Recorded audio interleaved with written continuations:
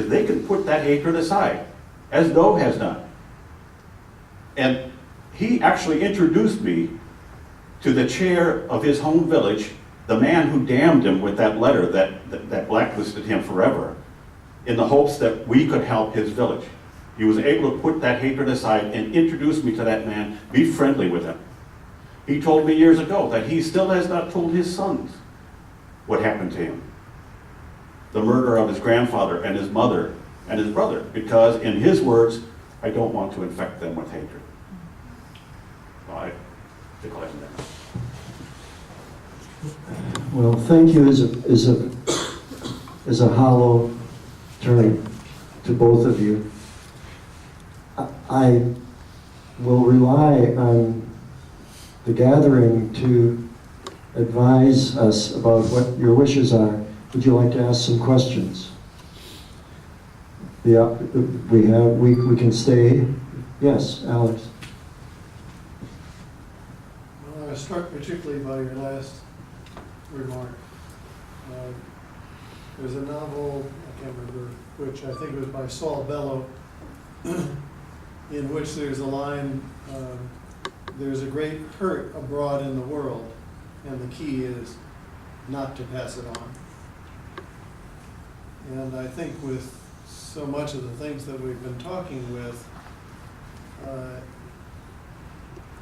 if reconciliation or forgiveness cannot be complete, at least if a cycle can be broken, if a linear progression of recrimination can be interrupted,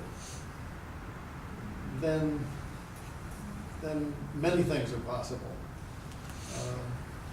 That's really key. And that's precisely, I witnessed in my own small way in 1995 some of the results and the potential of what Mike and Doe do, and it's quite beyond words. And all I can do from afar is admire the work. I mean, I'm admittedly involved with Vietnam and will be to my last breath, but this on-the-ground humanitarian work that Mike and Doe and the Madison Quakers do, and I would like to put in a definite plea to everybody to consider helping the Madison Quakers with these projects. There are many ways to do that. Mike, why don't you give us a little information about that?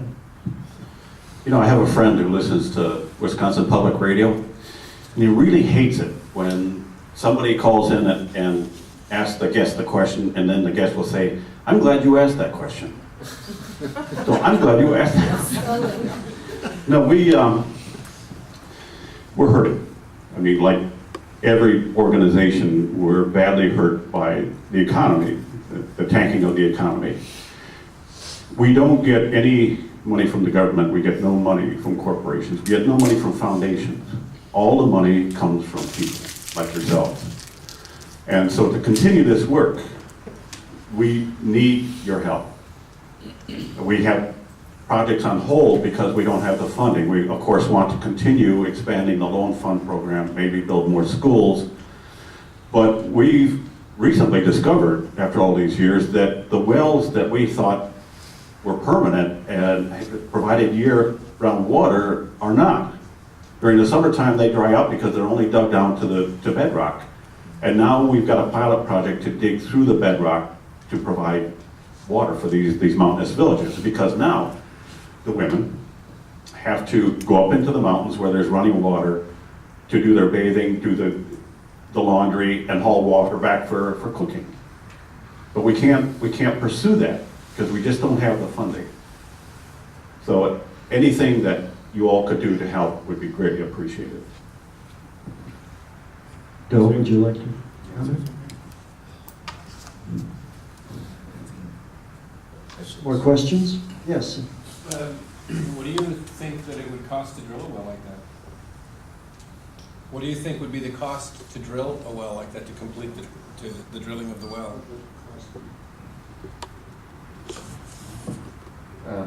I have spent a lot of time studying on this area, the well on this area. In one of the places I went to is called near Tho village in Quang Ngai province. I went there, and all the people, the villagers, told me, as I said, the main problem for the villagers, these are all the ethnic minorities people. The Hare, H''RE, minority living west of Quang Ngai city. They had, years ago, they had a project sponsored by the Australian government to dig wells for that community. And when it came in the summertime, July, all the wells were dry, no water. Even several wells were dug. People had to go far away into the mountains to the stream to get the water for use every day in small buckets. Children, ethnic minority children. And I came to the top of the hill. I saw a container built by bricks, very strongly built by the Australian aid to the villagers. But it was not in use because no water to pump in to make connections to the households. So going back, so we looked for a place to drill the well. This is, I think, the only way is to drill the well through the rocks. The rock in that area, as I studied, is the white granite, with about 40 feet deep, or at least 40 feet deep. So this, from the beginning, we thought it is simple. But studying, I saw all the complications, all very complicated for this project.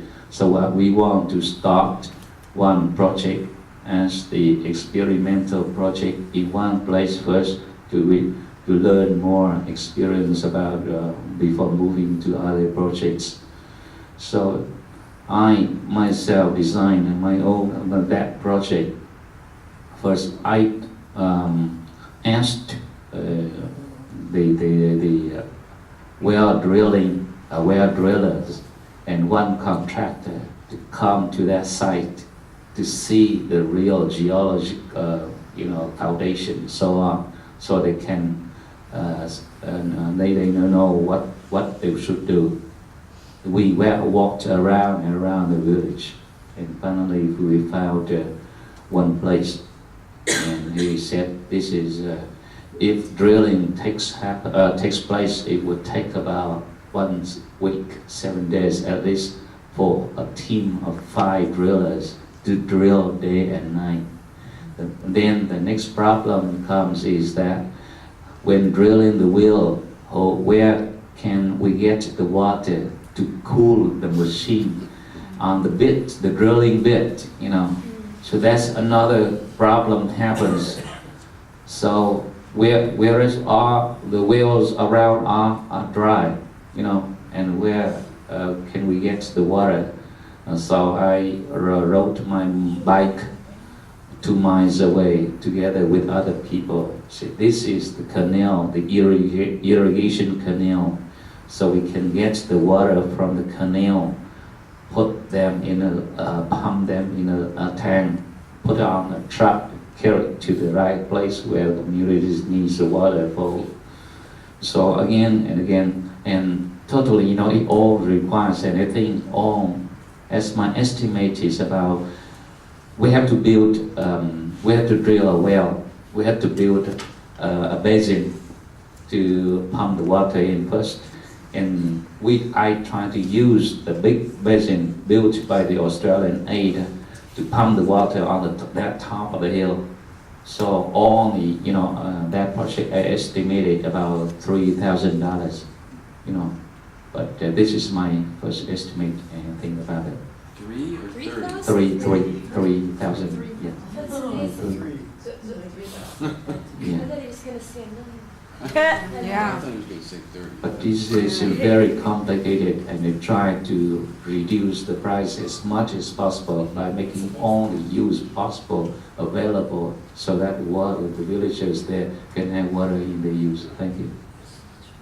To put this in some context, when I was in Hanoi in 1995, because I'm an artist, it was arranged for me to speak to art students at the University of Hanoi, and it was a most remarkable meeting. And when they asked questions, one of the first questions that was asked was, or comment that was made was, "You must be very rich in order to be able to come here."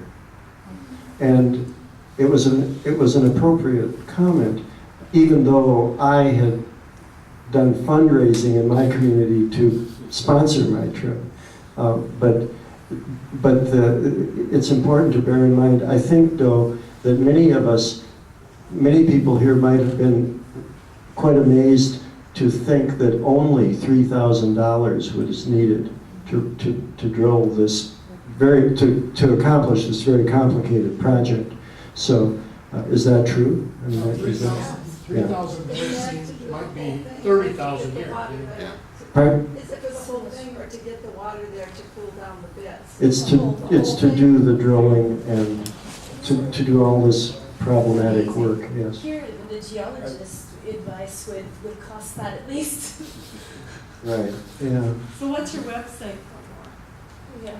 Your website. Where do we donate? That's a better question. Where what? Where do we donate? Where do we donate? I'm glad you asked that question. I have some cards here. Should I just read the address? Would that be- I'll take a card. Okay, I'll read it also. Read the address. Read it and then pass it on. Yeah. The Quaker Medicine Friends were sponsors of these projects from '94 to the year 2000. Then they felt the nurturing process had run its course, asked us to become more autonomous, and we became a 501c3 CAPTEC